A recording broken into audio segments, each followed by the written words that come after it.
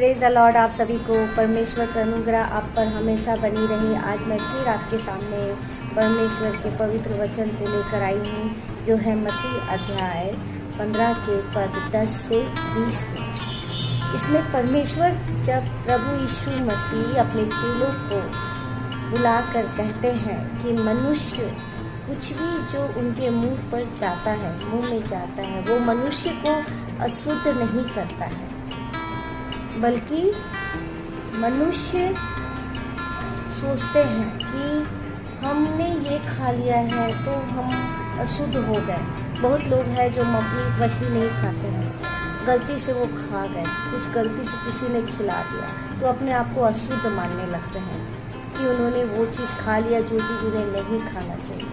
लेकिन परमेश्वर इस वचन में कहना चाहते हैं अपने चेलों को कि मनुष्य जो कुछ भी उनके मुंह में जाता है तो वो मनुष्य को अशुद्ध नहीं करता है। लेकिन लोगों का फिर भी मानना होता है कि कुछ गलत खा लेने से वो मनुष्य अशुद्ध हो जाता है। तो उसमें से एक चेले ने, जब पतरस ने पूछा प्रभु यीशु मसीह से कि मुझे ये बातें समझ में नहीं आई कि किस तरह से मनुष्य के कुछ भी खा लेने से वो अशुद्ध नहीं होता है, इसका अर्थ मुझे समझाएं। प्रभु यीशु मसीह ने कहा कि मनुष्य जो कुछ भी खाता है वो सीधे पेट पर जाता है और वो संडास के थ्रू निकल जाता है, लेकिन जो मुंह से निकलता है वो मन के भीतर से निकलता है। जो मुंह से वो निकालता है कुछ भी चीज़ें, वो उनके मन में भरी होती है।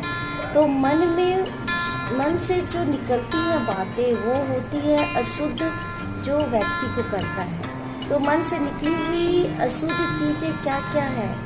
घृणा, नफरत, बुराई, झूठी गवाही देना, व्यभिचार करना, परिस्त्री गमन करना, हत्या करना, ये सब चीज़ मन से निकलता है जो मनुष्य को अशुद्ध करता है।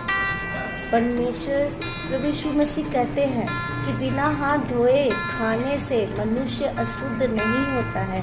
लेकिन लोगों की गलत धारणा ये होती है कि तुमने हाथ बिना धोए खाए हो, तुम अशुद्ध हो गए हो, जबकि ये बिल्कुल गलत है।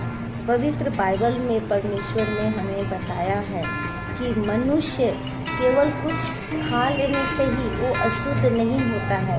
तो ये भाइयों और बहनों, आप अच्छी तरह से जान लीजिए कि मनुष्य कुछ भी खाने से वो अशुद्ध नहीं माना जाता है या अशुद्ध नहीं होता है।